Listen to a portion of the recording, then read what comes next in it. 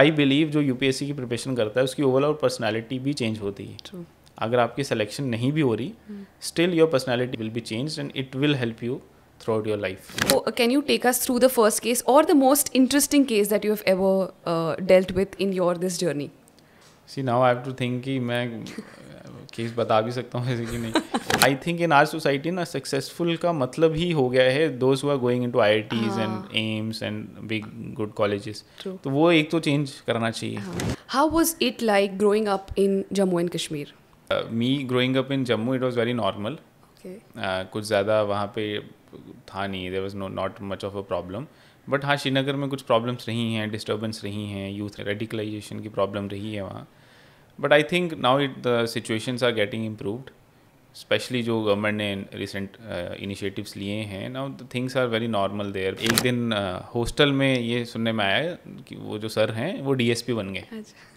तो I thought यार ये कैसे बनते हैं, क्योंकि मैंने तो सोचा था इंजीनियरिंग करूँगा and I will be JE and I will be happy. JE या ई बन जाएंगे, I will be happy. I was in last year of my college. उससे पहले I have no idea UPSC क्या होता है, किस तरीके से क्रैक किया जाता है, बिकॉज कोई एग्जाम्पल ही नहीं था आगे पीछे. आप तो किसी एग्जाम्पल को देख के ही करते हो ना. इंस्पिरेशन. हाँ, इंस्पिरेशन होता है. कोई आपके नोन में होता है, रिलेटिव होता है, कोई ना कोई तो होगा ना, तभी आप देख के पता करेगा. अदरवाइज आपके आगे पीछे कौन है, डॉक्टर्स हैं, इंजीनियर्स हैं, तो आप सोचते हो कि डॉक्टर या इंजीनियर बनेंगे तो विल बी सक्सेसफुल.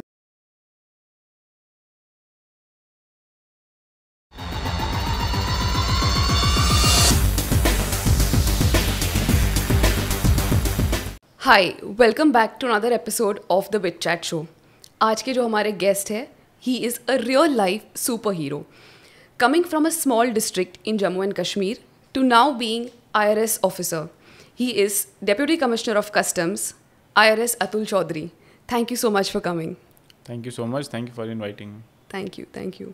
जैसे कि मैंने आपके इंट्रो में कहा, you are from Jammu and Kashmir. It is known as heaven on earth, and it is also known for not so pleasant reasons as well. You have been born there. You have been brought up there. How was it like growing up in Jammu and Kashmir? See, I'm from Jammu and Kashmir, and Jammu and Kashmir के दो main regions हैं. One is Jammu and other is Kashmir. True. तो I am from Jammu. Okay. And the whatever reasons Jammu and Kashmir is in news for, जो भी negative reasons हैं, there are positive reasons also, but that is basically from Srinagar. अच्छा. So me growing up in Jammu it was very normal. कुछ ज़्यादा वहाँ पे था नहीं. There was not much of a problem. But हाँ, श्रीनगर में कुछ प्रॉब्लम्स रही हैं, डिस्टर्बेंस रही हैं, यूथ रेडिकलाइजेशन की प्रॉब्लम रही है वहाँ. But I think now the situations are getting improved, specially जो गवर्नमेंट ने रिसेंट इनिशिएटिव्स लिए हैं. Now the things are very normal there. People are coming out, they are looking for new opportunities and they are looking for outside world. So I think things are way better now as compared to before. Okay.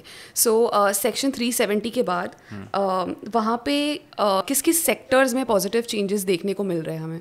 Article 370 जो था, basically it was just to protect the identity of the state. Correct. And it was established in independence time between the Jawaharlal Nehru and the king of Jammu and Kashmir.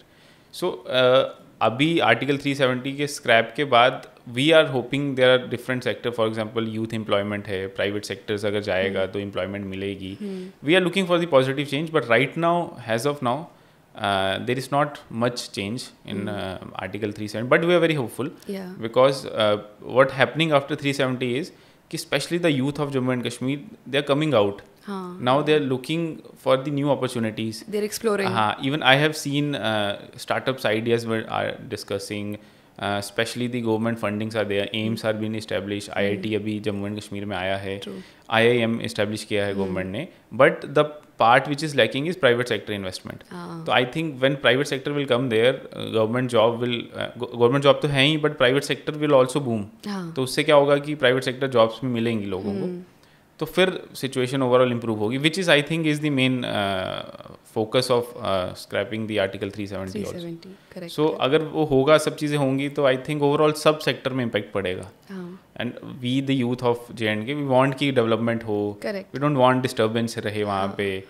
Jammu and Kashmir actually जन्नत है जैसे बोला जाता है।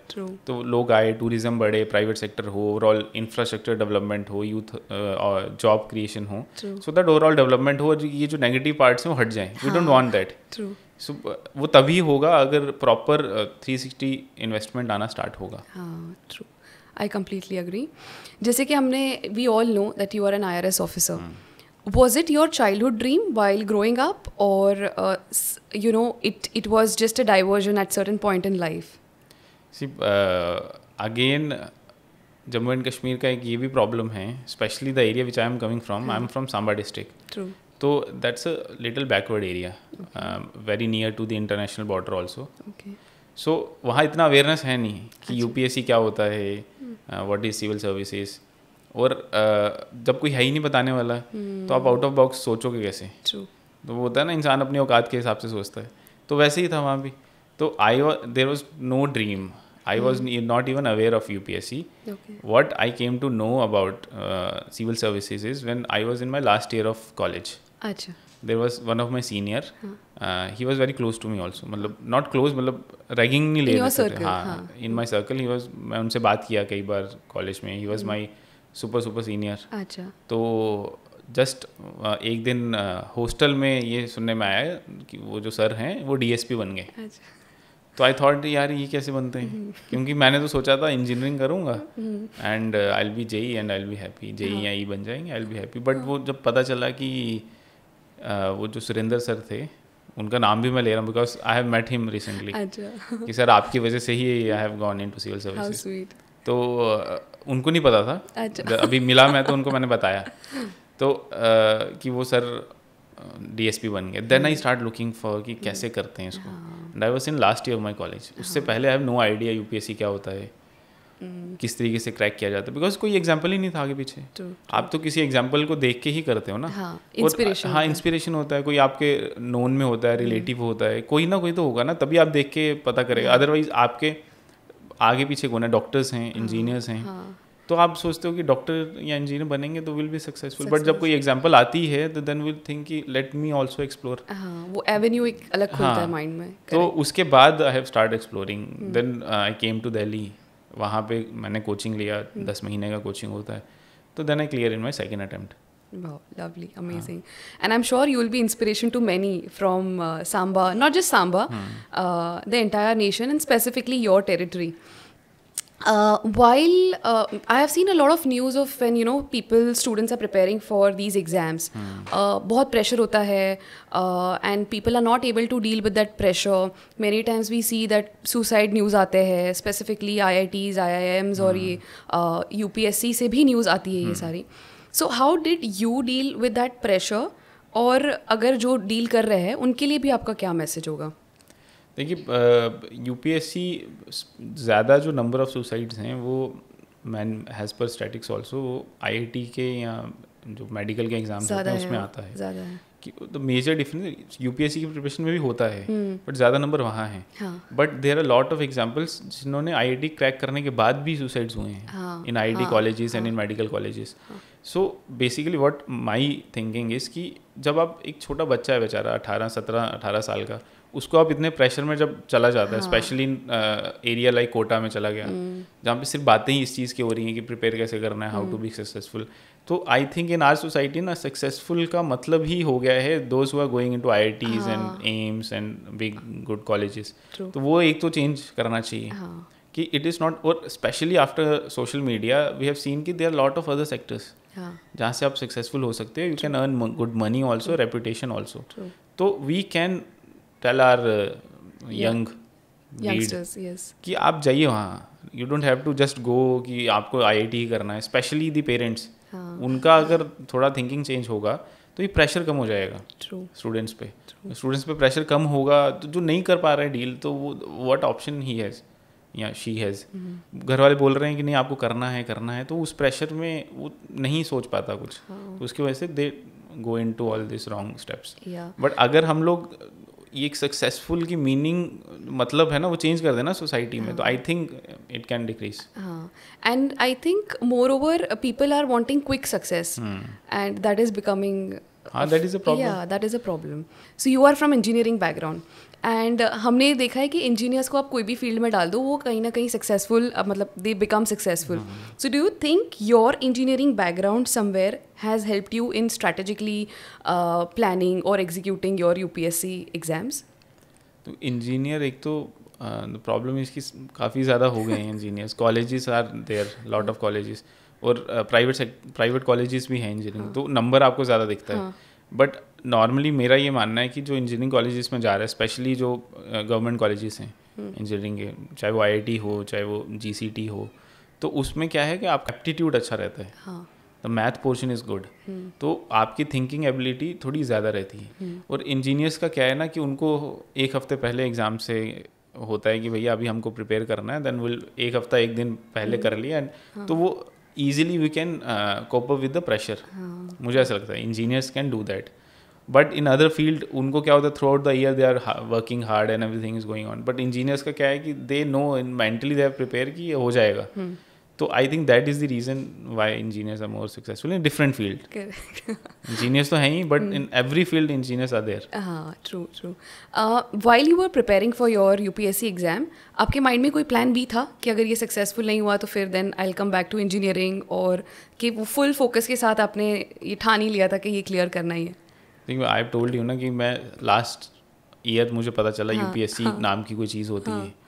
मैं तो दिल्ली गया ही इसलिए था कि मैं स्टेट सर्विसेज कर सकूं, क्योंकि वो जो सर हैं उनका तो स्टेट सर्विसेज में हुआ था, तो मेरा तो एम था ही नहीं यूपीएससी. अच्छा. बट जब मैं आया, मैंने कोचिंग किया, आई थॉट कि यार ये सब मेरे जैसे ही तो हैं, let me also try for civil services, IAS and ये यूपीएससी का एग्ज़ाम. तो बैकअप वाला मुझे तो लगता था होगा ही नहीं मेरा.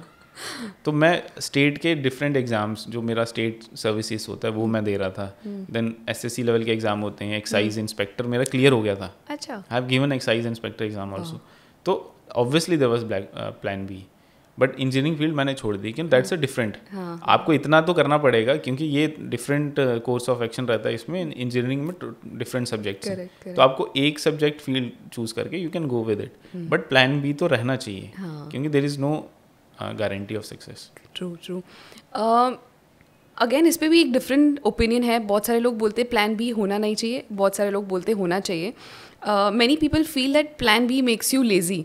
सो is that true in your case and in general, what your observation? See, I think उसमें ना context matter करता है. अगर आपका background stable है, you are coming from a good family, middle class family, upper middle class family, तो आप सोच सकते हैं ठीक है मैं एटलीस्ट 2-3 अटेम्प्ट तो फ्री दूंगा. Correct. उसके बाद I can think about something else.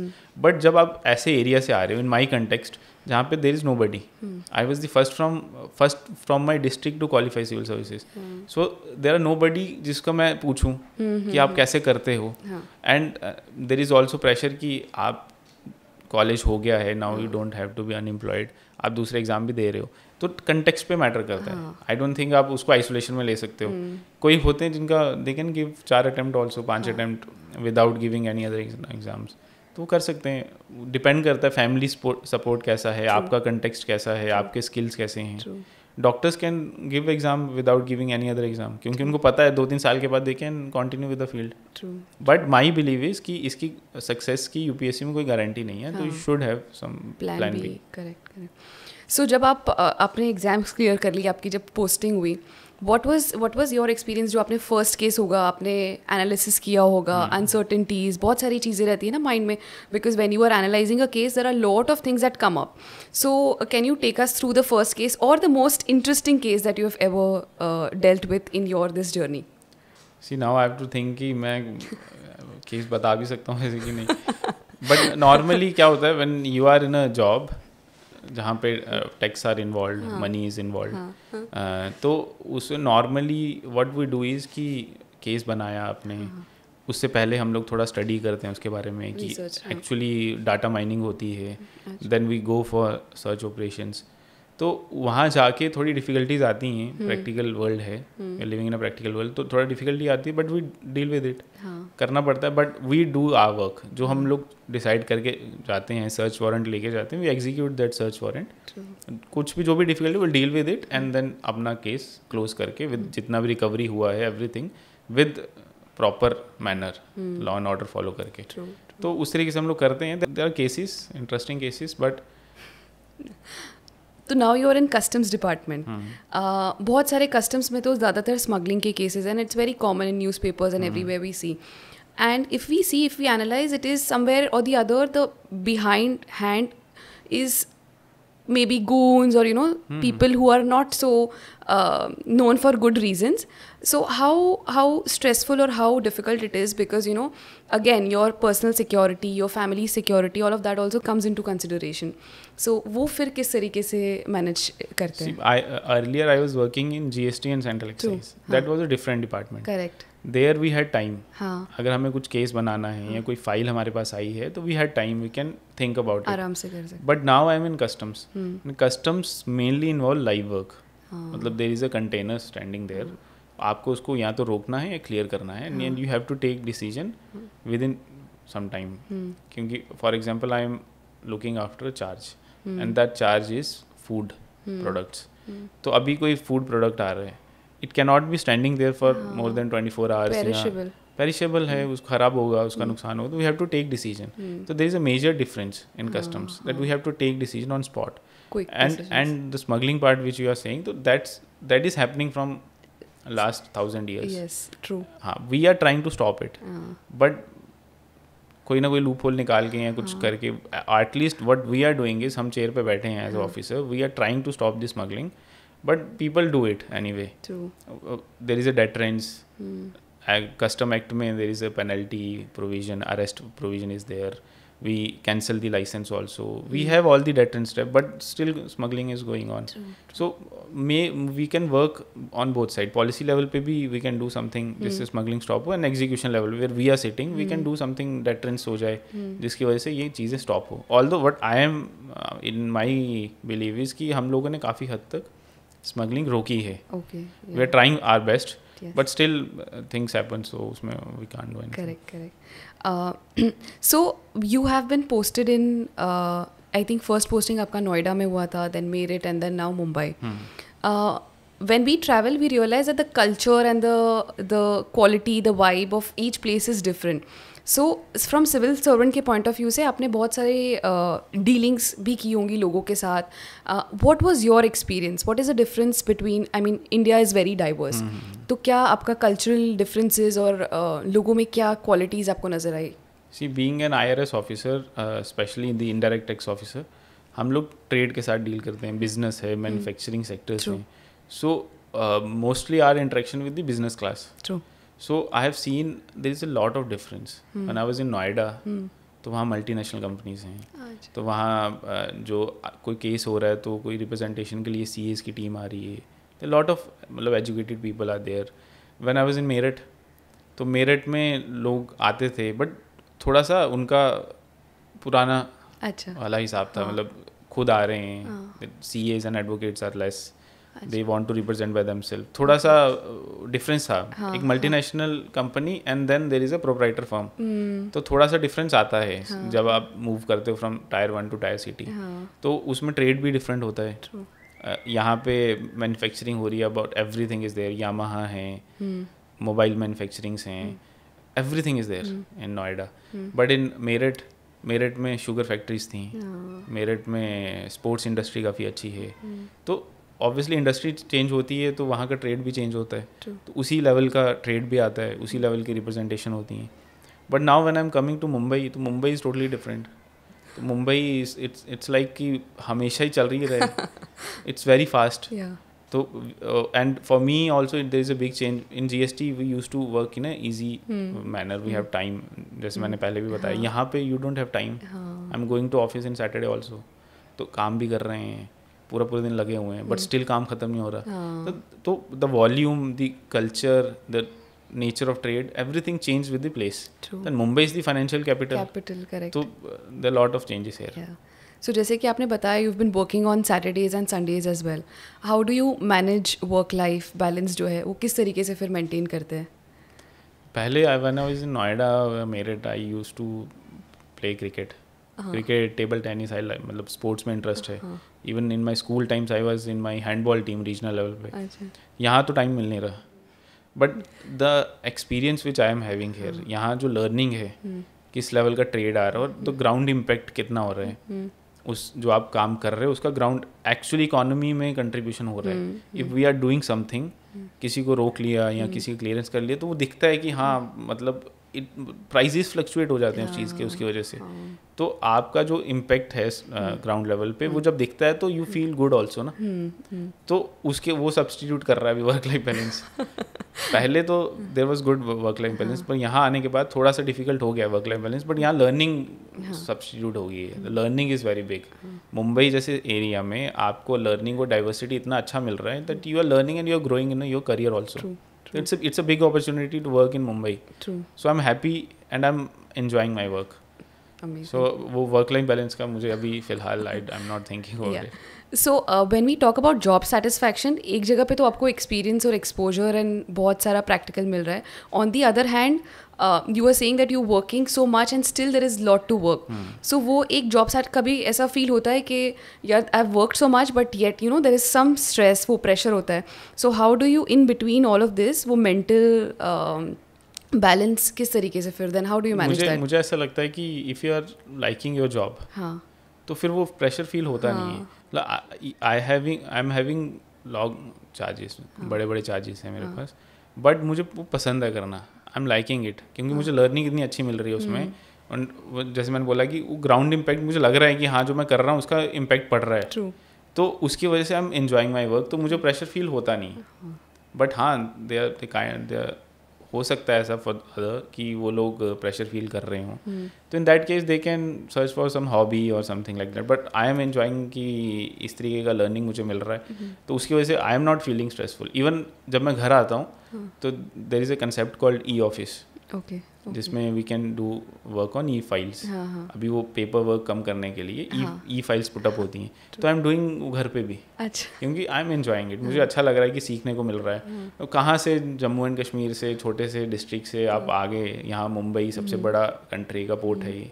तो इतना डाइवर्जन जब मिल रहा है, अपॉर्चुनिटी है लाइफ में, then let us enjoy it.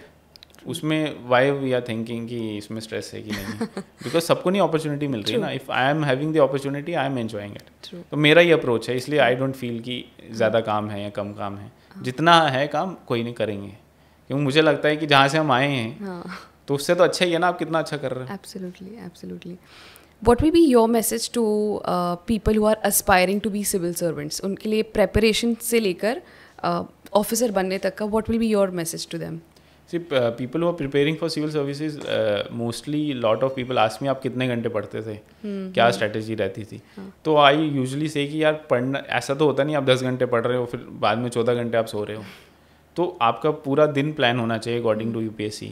आप इन्जॉय करो उसको प्रोसेस को. जैसे अभी आई एम सेइंग ना मैं आई एम एन्जॉइंग माई जॉब, वैसे ही एन्जॉय यूपीएससी. मुझे याद है कि जब मैं when I was preparing for civil services तो ज्योग्राफी की क्लास में क्लाउड फॉर्मेशन कैसे होता है ये सब मुझे बड़ा इंटरेस्टिंग लगता था. तो आप एंजॉय कर रहे हो ना, आप सीख रहे हो. एंड यूपीएससी पढ़ने के हिसाब से इट्स नॉट टफ. आप ज्योग्राफी पढ़ रहे हो, हिस्ट्री है, उसके बाद बाकी सब्जेक्ट पॉलिटिकल साइंस है, तो it's not tough. Rocket science नहीं है या आप क्वांटम फिजिक्स तो पढ़ नहीं रहे. तो आप एंजॉय करो process. Tough is the competition कि लोग इतने हैं and people are aspiring to become, उसकी वजह से इट्स गेटिंग वेरी टफ. तो आई थिंक आपको एंजॉय करना चाहिए जो लर्निंग मिल रही है. बिकॉज आई बिलीव जो यूपीएससी की प्रिपरेशन करता है उसकी ओवरऑल पर्सनैलिटी भी चेंज होती है. अगर आपकी सिलेक्शन नहीं भी हो रही, still your personality will be change and it will help you through out your life.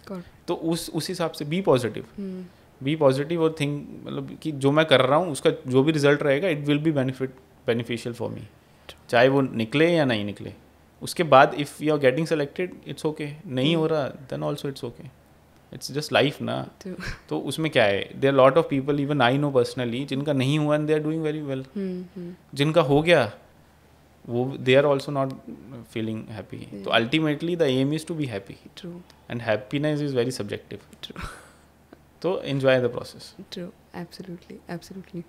So you cleared your exams in 2018 and cut to in 2020-24 you are deputy commissioner. I don't think इतना quick escalation होता है. I'm sure you must have taken certain measures और जो भी आपने strategies plan की होगी that has helped you to achieve so much in such a short span of time. So can you please throw some light on that? मैंने कुछ नहीं किया है. Nothing from my side. It just I cleared the UPSC in second attempt. Luckily, I feel I was lucky because I also believe in UPSC exam. Luck is also a big factor. तो मेरा हो गया. I cleared UPSC in 2018 in my second attempt. I was 23. Because I was 23, now when I am in civil services, the promotions are fixed. Okay. After every 4 years, you will get your promotion. So I got my promotion after 4 years. I was got selected in 2018. तो 2022 दिसंबर में मेरी first promotion थी.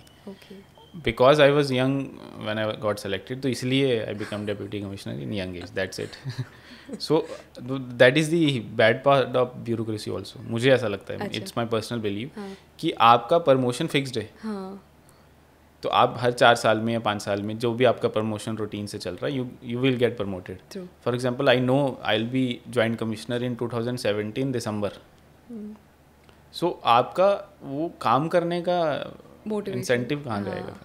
People who are enjoying the work, who want to change the world, या जो whatever contribution they can do, तो वो कर रहे हैं. But I think in a UPSC system या civil services system we can have incentive based promotions या performance based promotion you can do in civil services so that everybody is working.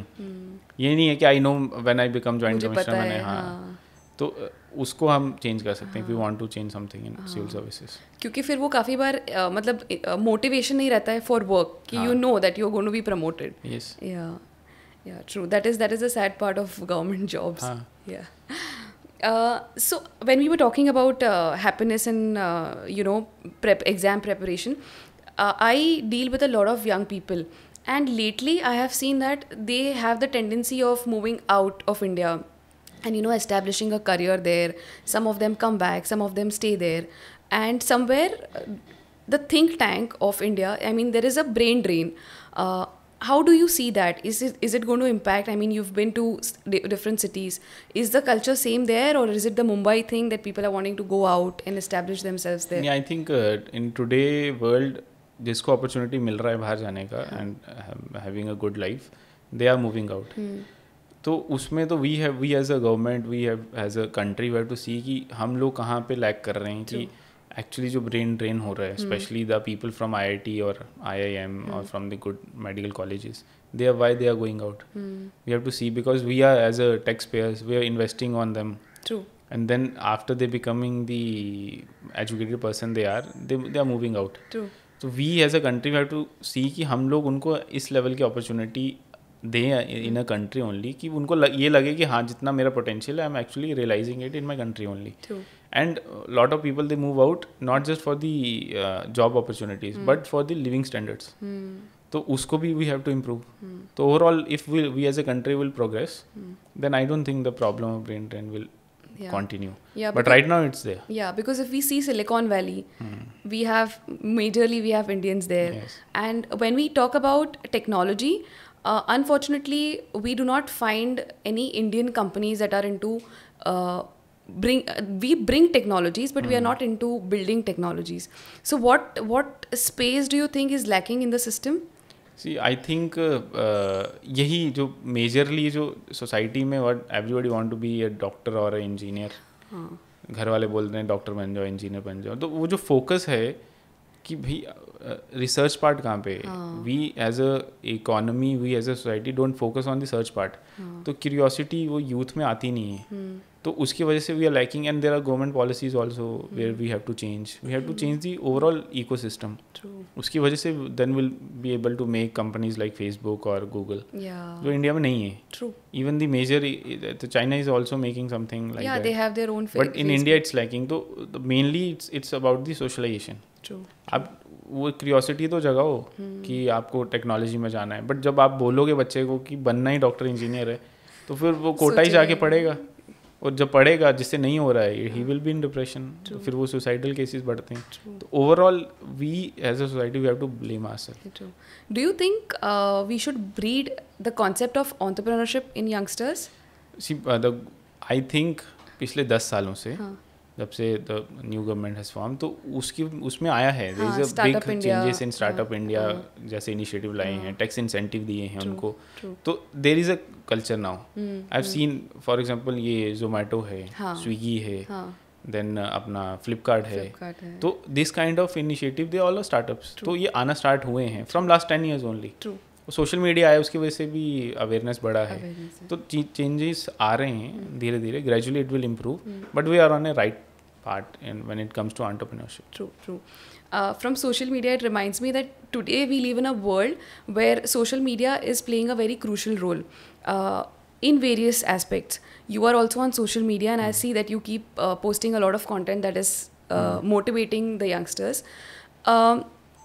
How important it is for an officer to make sure that there is proper utilization of social media, because at times what happens is, and people say that you are not doing your duty and you are focusing on various other factors, so there is a very thin line I feel. How do you balance both the things? See, I think social media pe when you are posting something, it can be your private life also. True. It can be to motivate some others. True. So it can be part of your work life balance. True. Right? True. So you're working in your office, but when you have free time, you can post something. True. And you can interact with people also. If somebody, see, social media, it gives the direct interaction between somebody who want to talk to you and you, because directly आपको message कर सकता है. So that in that way we can see कि how positive it is. True. Direct somebody who is sitting in a far flung area, who cannot actually come to Delhi and afford coaching, वो directly message कर रहे हैं and asking कि किस तरीके से कर रहे हैं. That is also positive part. True. So my funda in my life is be positive. जो negativity है उसको side रखो, और सोशल मीडिया की वजह से जो अपॉर्चुनिटी मिली है for people like me who can directly contact with the people, because I coming from a background area जहाँ पे अवेयरनेस नहीं था, it was a very very backward area, तो मुझे I can relate with them, तो I feel happy when I help somebody from that area, या कोई भी हो जो नहीं अफोर्ड कर पा रहा, तो for me it's a good part, and I think that is part of work life balance also. True, absolutely, I agree. We have movies like 12th Fail, and it was trending, and do you think movies like 12th Fail have any impact on motivating the youngsters, specifically in the remote areas, to take up civil services as a career option?